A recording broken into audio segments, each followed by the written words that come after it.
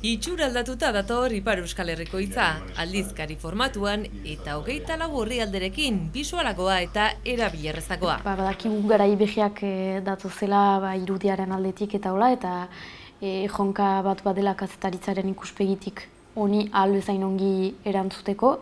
Eta Ipar Euskal Herriko hitzaren kasuan, uste dut azkenean edukiak eta formak hobeki bat egiteko balio duela magazin formatu honek. Egunerokotasuneko azkartasun horretatik aldentzeko aukera ematen du astekariak, gaiak sakonkiago lantzeko, zorroztasunez eta anizasun handiagorekin.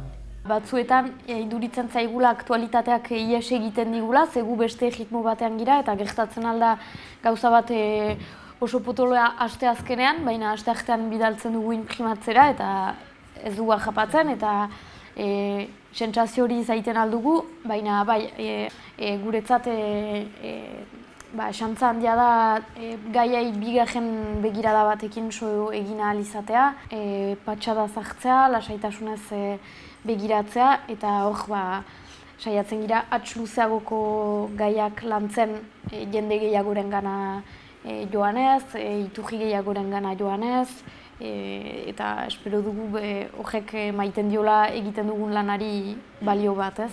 Egiten dugun apustua da gure begirada ezartzen diogula, ez? Gure herri txiki honetan dagoen begirada eta zintzotasuna eduki fidagarriak eskainiz. Berriki aurkeztu dute jendaurrean euskalgintzako eragile ez inguraturik, berriak Baionan duen bulego eraberrituan. Euskaraz eta zintzotasunez tokiko informazioa lantzea horiek Ipar Euskal Herriko hitzaren zutabe nagusiak. Oianarekin batera, Joanes Etxeberriari da Zuberoatik gaiak lantzen lurraldetasunaren oreka lortuz. Euskarak bizi duen larrialdi linguistikoaren aitzinean, ezinbesteko tresna eta erronka handia da euskarazko astekari bat egitea.